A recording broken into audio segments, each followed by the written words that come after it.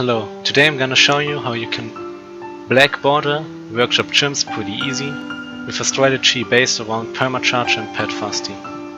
So for round 6 just place a dart monkey right here on strong, one here on last and one right next to him here on first, and use reverse motor.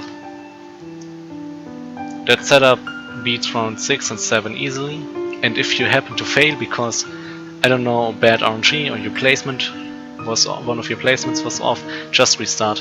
I mean, dying in the first few rounds isn't really that bad and can happen to everyone. And it's not that terrible to restart when you die like on round 7. So for round 8 you have enough cash to buy another dart monkey here on strong.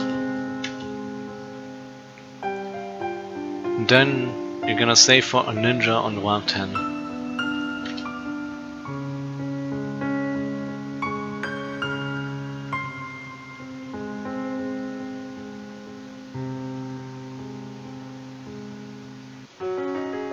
Okay, and 110, you buy the ninja mid-round. Make sure that his, from our perspective, right, but for him it's his left hand is on this wire. So right here, just right on the wire, as close to the track as possible. This placement will make sure that there's enough room to the right of him for pet fasting later. For round 11, just buy Seeking Shuriken. And then after, when you have enough cash, buy Caltrops.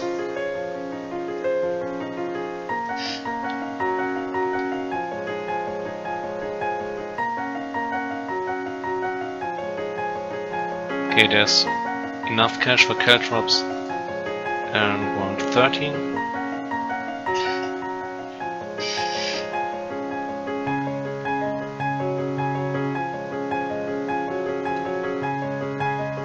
Mid round 14 you also have enough cash to buy Ninja Discipline. And this one or two Ninja for Dart Monkeys will save to Pet Fasty.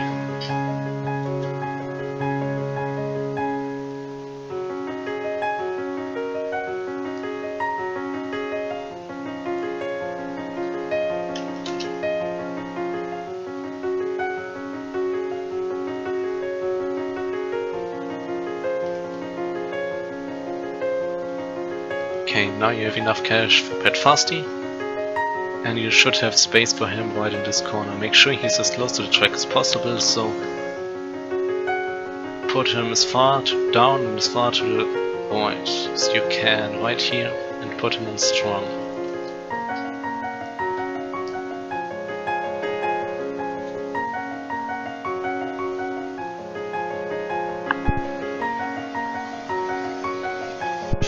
Now you have enough cash to buy Sharp Shuriken.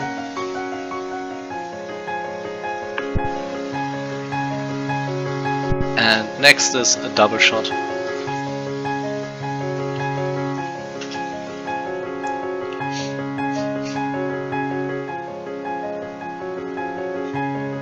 So on round 22 just use Wailing Roar right when the round comes out, right now. This will make 22 easy and gives us enough cash to buy a double shot.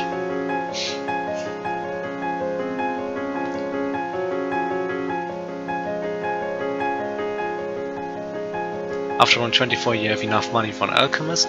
He will help with the early game lads and later on also buff Jitsu and Permacharge. So put him right here, right under the motor thing, and a little bit to the left so that you have enough space for a Boomerang.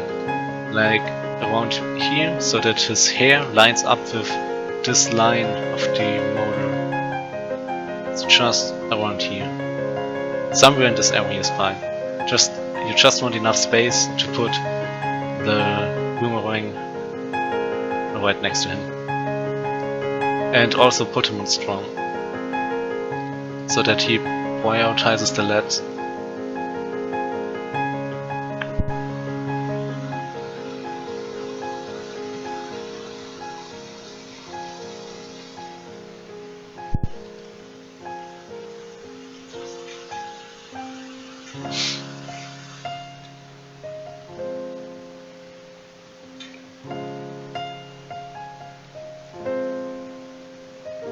Okay, Okay, after round 27 you have enough cash for a spike factory. Just put it right on the exit, to the right and to the top. This will help with leaks in the early game and later on be spike balls.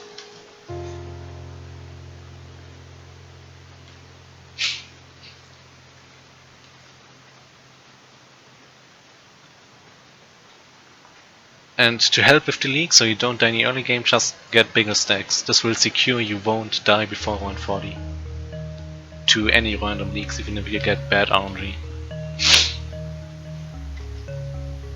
Okay, now you can buy the Boomerang, just right above Pet and next, close to the track, so right here.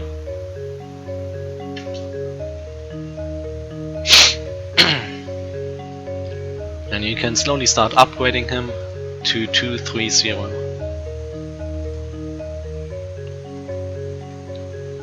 And you should keep him right-handed, because he gets a good angle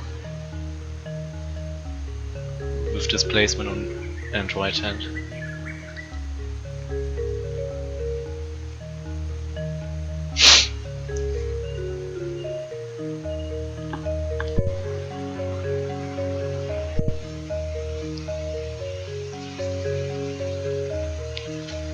Okay, mid round 35 you will have enough cash to buy Bionic Boomerang. Right now.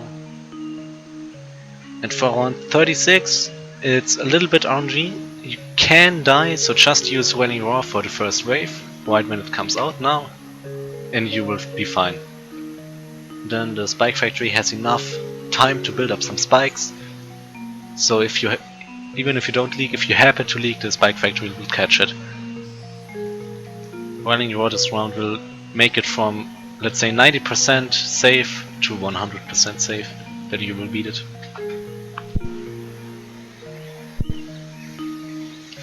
And now you can just save for Turbocharge. You should get it right at the start of round 39. And the cooldown will be up for round 40. And that's how you will beat the Moab. So yeah, you see, Pet and the Alchemist and Strong can handle all the LEDs in the early game. So start around and upgrade to Turbocharge right after you pop some balloons. And then just beat 39 with this.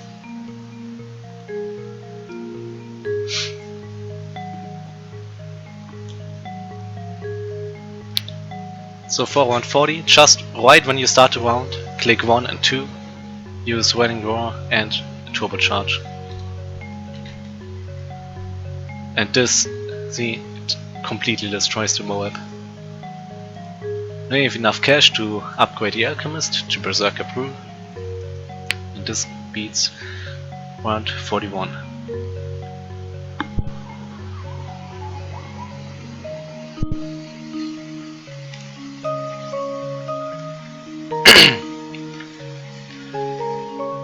After round 41 you have enough cash to start buying your discount village. Make sure the Spike Factory is in range with it, like when you see the white outline, you know the Spectre is in range of the village. See, like this, so it should be outlined white. Upgraded to 002. And for round 42, the Camos can be a bit RNG, whether Ninja gets the Elk buff or not, so just use Welling Roar when the Camos come out. Start around, and when you see Camos, use Welling Roar right now. That beats round 42. At round 43, just use Turbocharge for the ceramics now. When the ceramics come, click 2, use Turbocharge. Now you can start upgrading the Spike Factory to spiked balls, upgraded to 320.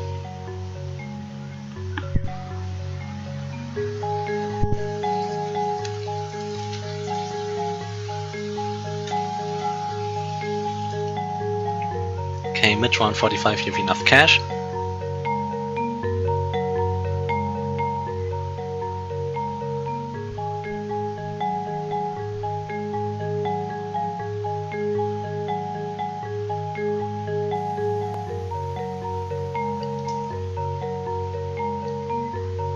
And on round 47 just use again Turbocharge for the Ceramics now, right at the start of the round.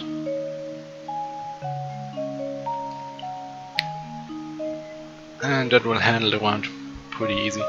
Now you also have enough cash to buy Blunchitsu, so just grab it and destroy round 48 with it.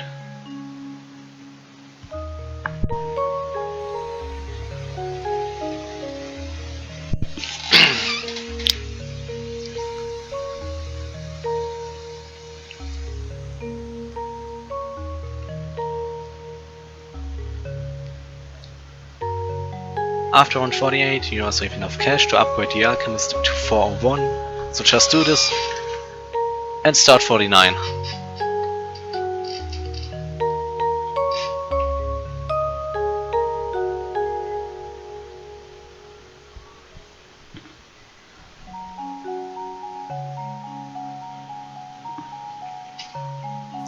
And after round 49 you can buy another Spike Factory. You have enough money to buy a 310 Spike Factory. And for round 50, right at the start of the round, a Moab comes, so just use Turbocharge against it. Now, Turbocharge to Moab, and there will be enough Spike Balls on the track to handle the second Moab.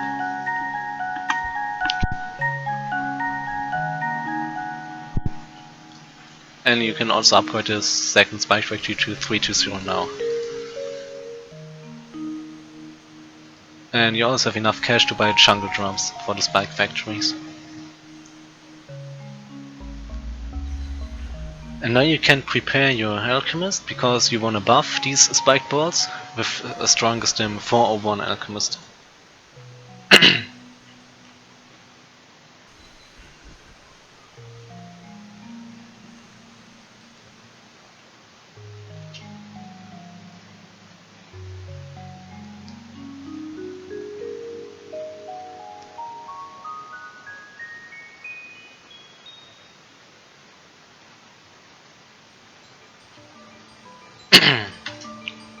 The 50s are pretty easy, because Spike Balls are pretty strong, and Pet and Turbocharge deal with early Moabs. Sometimes you gotta use an ability though. Okay, now when you have enough cash for stronger stim and faster throwing. Round 55 is easy because no Moabs early on. Same with round 56. And on round 57, 2 Moabs will come right at the start of the round. And you don't, the Spike Balls don't have enough time to build up, so just use Turbocharge for the Moabs coming early. Right now, Turbocharge them. And for the other 2 Moabs, you have enough Spike Balls on the track. Round 58 can be RNG, whether Pet knocks back the first Moab that comes or not, and you can die because the Spike Balls probably don't have enough time to build up, so just use Welling Roar for the first Moab, right now. Okay, in this case Pet knocked it back and it's easy anyway, but in case he doesn't knock it back with Welling Roar, your towers do enough damage to the Moab so you won't die. The mid game is all about giving the Spike Balls time to build up spikes. So if Moabs or BFBs, just strong blimps, come early on the round, you wanna kill them with abilities, and if they come late you already have enough Spike Balls on the track. And any rounds with only balloons, as long as they aren't hyperdense, are pretty easy. That goes for 59. And on round 60 you can just use both abilities, Rolling Roar and Turbocharge, to kill the BFB. Start round, use the abilities,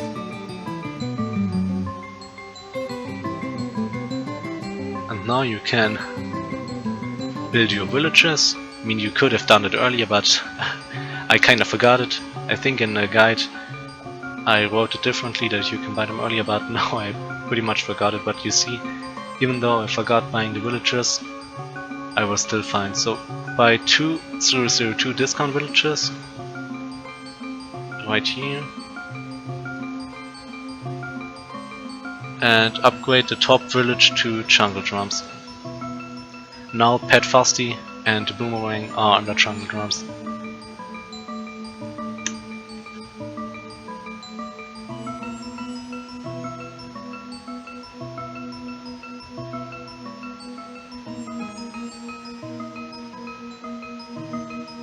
Round 61 and 62 are pretty easy.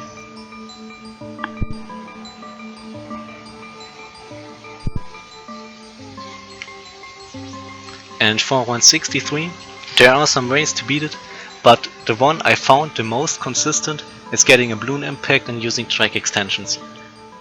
I played this round like 20 times and never died, so I think it's pretty safe to say that it's Blackborder friendly. So just put the impact as far to the left as possible, right next to the dart monkey and as close to the track. Because if you impact the ceramics early, you don't pop them too early with Blue Jitsu and all the other towers, so the impact's pierce cap won't be overwhelmed that easily. 4-2-0 impact, you see you have barely enough cash, and just use track extensions at the start of the round. And you see, it's really easy. You shouldn't die in this round.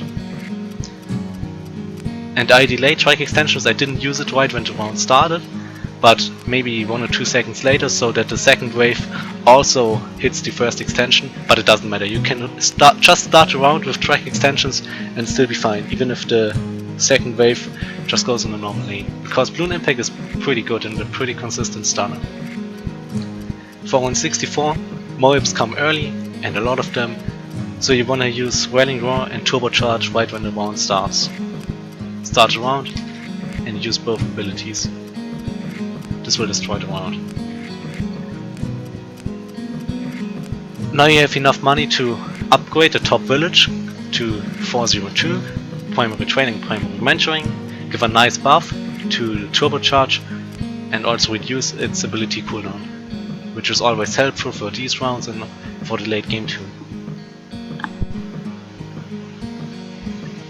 65 is easy, you don't need any abilities here because the blimps come at the end of the round when you already have a full spike bolt set up at the end of the track, so they can easily handle all these blimps.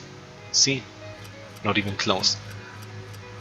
Round 66 on the other hand starts with Moabs, so just use Turbocharge right at the start of the round when the Moabs come. Kill the first Moabs with Turbocharge and then it's all fine.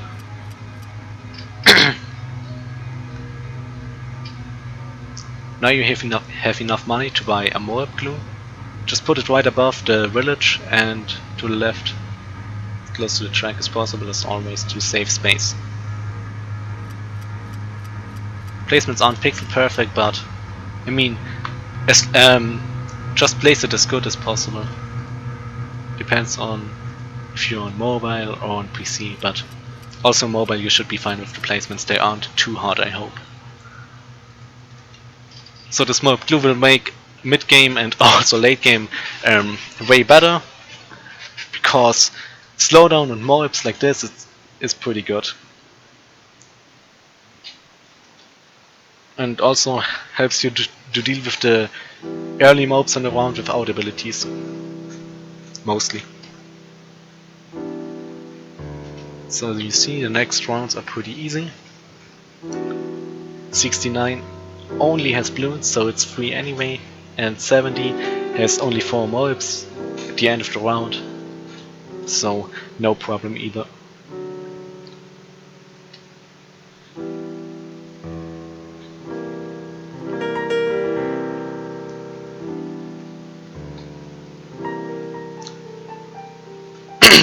Round 71 on the other hand starts with Moabs, and quite a lot of them, so only the Moab glue isn't enough. You wanna use Turbocharge to kill the Moabs right at the start of the round.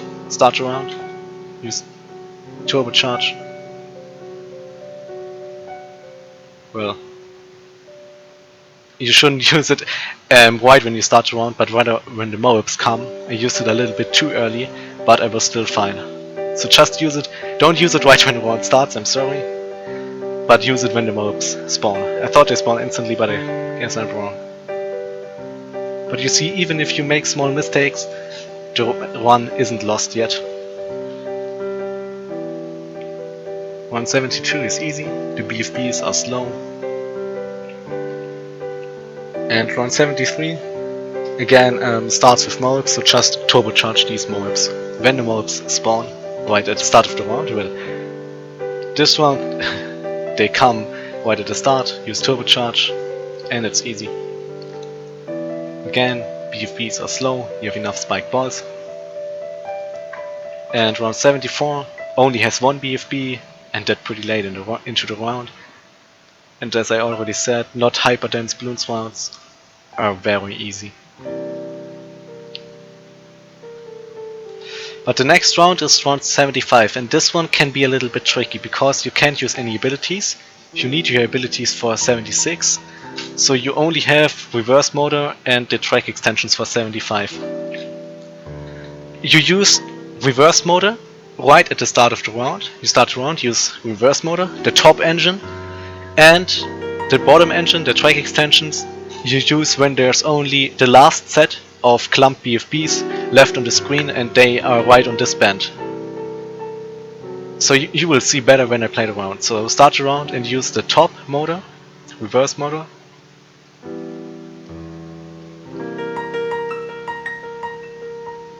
You should pop everything. Pad stuns and knockbacks help a lot. And now use track extensions. When there's only the 3 BFBs, the last clump left on the screen, you use track extensions, and that should work for this round. I didn't test this round 100 times, I played it like 5 or 6 times and never died. But you saw, it was a little bit close and you can actually die on this round.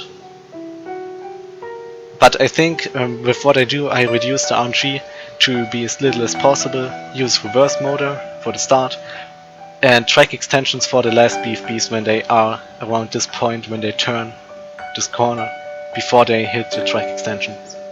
Just hope you don't die, but you really shouldn't. So round 76 just right starts with ceramics, and you want to use Rallying Roar and Turbocharge when they come in range of the Boomerang. So when they are around this point at the balloon impact. Maybe slow it down and use the abilities now. And this cleans the round. And I think these rounds are actually the hardest part.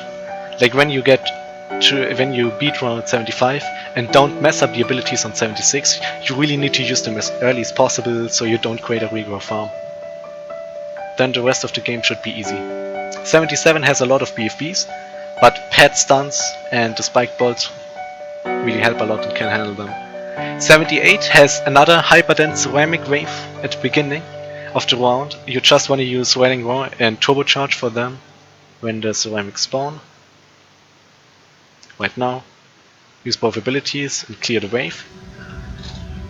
And now this round is pretty long with random purples, rainbows and a BFB, which are no problem. And at the end of the round there's another ceramic wave, but in camo, and your Turbocharge doesn't have camo detection yet, because we need to save the money from it and not buy the camo village. But the spike balls can actually handle the camo wave, you see? They will solo the camo wave. Round 79, you also use a few abilities there. The first BFB you use Pet's second ability, the grab the BFB, and then after the grab finished, use Rallying Roar and Turbocharge.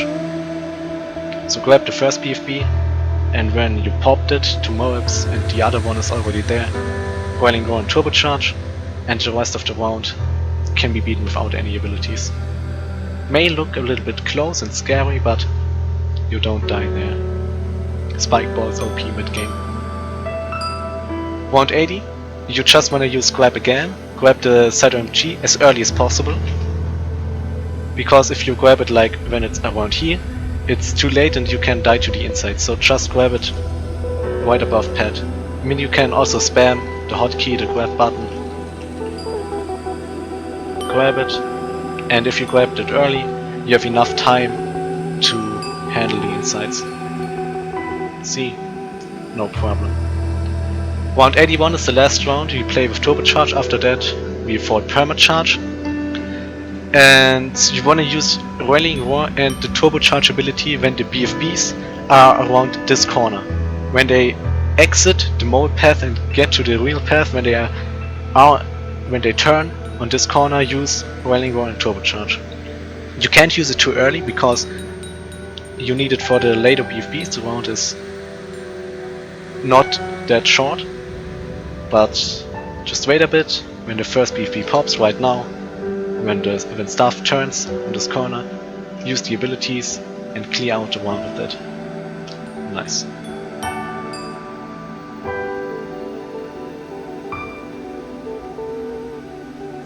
And after this round you have enough money to afford Permacharge, and then it's GG. Well, not entirely GG, but you're pretty good for the late game, because Permacharge is an insanely strong tower.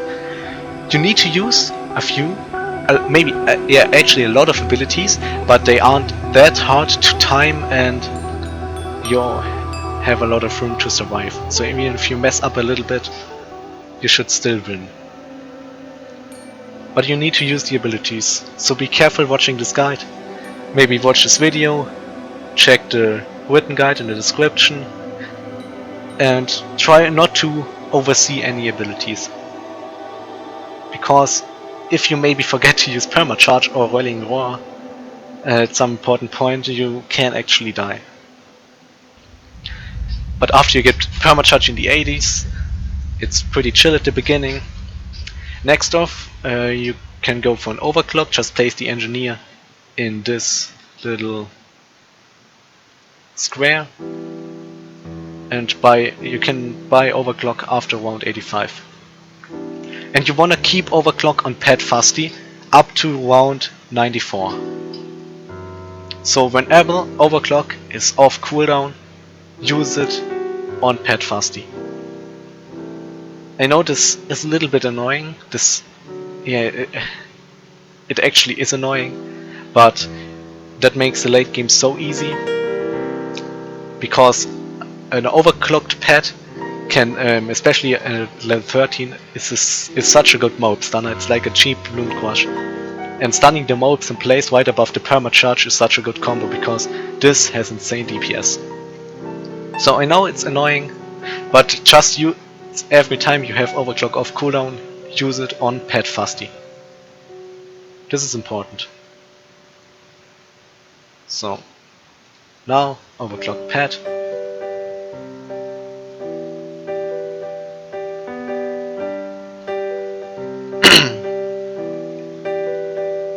It has 100% uptime on Pad Fusty as long as he's not level 20, but he has a low level curve, slow leveling chart curve, I don't know to say it exactly, but he levels pretty slow, even on an expert map, so he doesn't even reach level 20 by the end of the game. So just keep on overclocking him. You need to overclock Permacharge in the late 90s, but up to around 94, including 94, you should just overclock Pad. 189 is easy. Overclock him again, and after around 89 you can finally buy Radar Scanner and MIB, so that the Permacharge can hit DDTs on round 90. You don't need any abilities against them, because they are pretty easy. DDTs are easy. But for round 91 you need to use an ability, because there are so many BFBs, so just use Permacharge, only Permacharge, when the BFBs get in range of the Boomerang. And for sure keep on overclocking Pad. So just use Permacharge now and destroy this wave of BFBs. Permacharge, especially with the ability, has such good DPS. And again, keep on overclocking Pad. On round 92 you want to use Permacharge again against the Cerams. So right when they are in range of the Boomerang, use Permacharge. It has a pretty short cooldown, so you get it off no matter how late you may have used it on 91, but I would suggest you to use it early in 91, right when the BFBs get in range of him. 93 is easy again. But you can also buy to help with 93, because I don't know why I said it's easy. Actually, without you buying a Moab Press, you can die in this round, because you don't use any abilities. So buy a 204 Moab Press right above the Moab glue. To the right, we need a space to the right of the glue. but above it, put him on strong and left-handed. Keep on overclocking pet, and this will allow you to beat 93 without any further abilities other than overclock. Because the fortified BFBs can actually get a little bit scary, but with the more press and pet stuns from overclock, yeah, it's easy. On 94, you want to use Railing Roar and Permacharge, both abilities, when the ZOMGs appear in range of the Boomerang, and you still keep on overclocking Pet. But after round 94, stop overclocking him. So right now, use Railing Roar and Permacharge, and this will clear out the wave very easily. And with the Pet stuns through overclock, you can also clean up the rest without dying. But after this round, you don't use overclock on Pet Fusty anymore, because you want to save it for some hard rounds and to overclock the Permacharge. Round 95 is pretty easy, but you want to use Railing Roar and Permacharge when the DDTs appear at the beginning. Don't use overclock, just keep it off cooldown because you will need it for 96. And on 95, Railing Roar and Permacharge when the DDTs come. No Saber or reverse motor needed. This is enough to handle 95.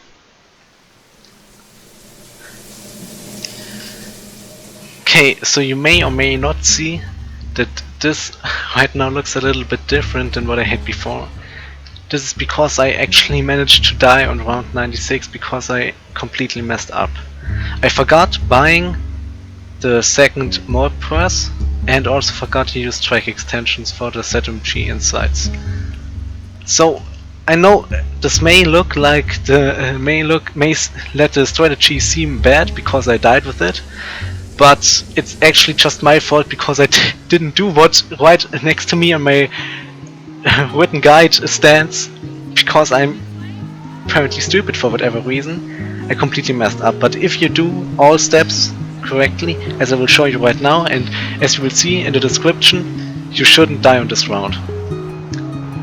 So you buy another mole press just above the first one on strong, left-handed, 204 press in range of the primary mentoring village. Then you use reverse motor right when the round starts, and also overclock the permacharge, and this will handle all the Moabs and BFBs. Or well, let's say the Moabs and BFBs at the beginning, and when the ZMGs come, use Railing Roar and permacharge and track extensions.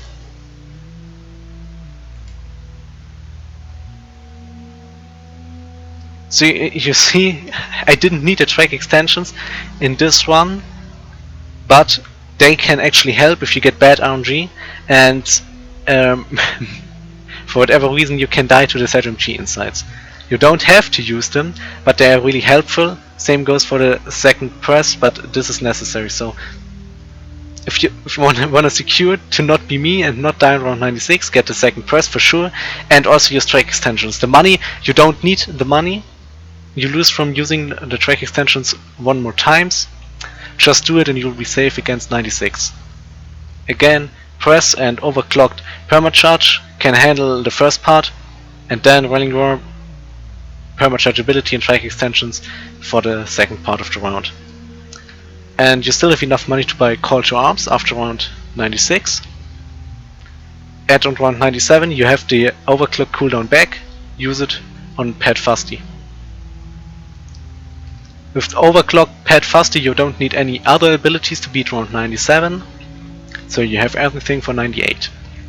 And actually round 98 is way easier than 96, because the round is shorter and you can basically insta-kill everything with all the abilities at once. So you see 97 wasn't a problem with Overclock Pet, because you overclocked him early on 97, you have to cool down back. And for round 98 you just overclock the permacharge, use Railing Roar, use permacharge and Call to Arms. And that makes the round super easy. So start the round, overclock, Railing Roar, permacharge, Call to Arms, boom. And watch the destruction. You don't kill the whole round, but the rest of the round is pretty easy with the pet stuns, a few fortified BFBs, you won't die there, and this also gives you enough time to recharge your cooldowns. See, not even close to dying. Completely different to 96. Now you can already buy your Spike Storm. This will help popping the bat in round 100, or better said, will pop the bat solo. Get a 042 Spike Storm. Right here, this is why I left space right next to the glue and didn't put one of the more presses there. Under both villages for sure, because you need the Call to Arms buff. For round 99, you use Strike Extensions, Overclock the Permacharge, and then use Rallying Roar and Permacharge. So start the round, Strike Extensions, Overclock, Rallying Roar and Permacharge. Basically, well, every ability besides Spike Storm and Call to Arms, and the Hug, because you don't want to use the Hug anyway. It sucks because while pet Hugs or more AP can't stun any other mobs, and you also don't want to use the reverse motor because it actually can hurt you in round 100. So for round 100 you just start a round, use Call to Arms, and immediately after use a Spike Storm. So like this, boom boom, and see how fast the bat pops. Call to Arms Spike Storm is such a good combo, and Permacharge and Pet can handle the insights. And I got a Milbis insta, pretty cool. So yeah, this beats Workshop Chimps pretty easily. You just need to activate a lot of abilities, but there's no annoying stalling like with the Perma Spike strategy. No whatever wall of 3 RNG if you go Oben, Sun Avatar. It is actually pretty easy as long as you do everything right. You gotta use the abilities, and you gotta use the motor Strike Extensions, and gotta buy all the stuff. Don't forget the second press on round 96, and also just use Strike Extensions for the ZMGs on round 96. I really know the death on 96 may let the strategy seem bad, but it really isn't. And if you don't mess up, as I already mentioned, don't mess up, do it like I did on 96, follow the written guide, and you will beat it and don't die in this round.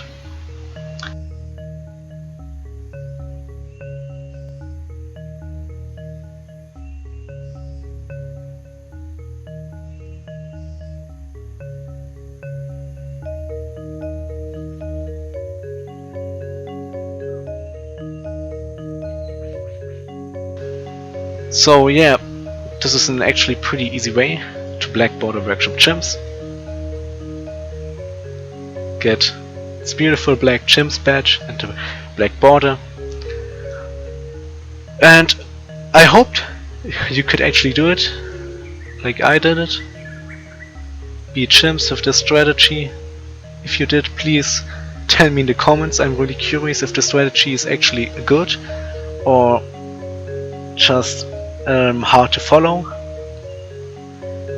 And I hope to see you in the next video. Bye!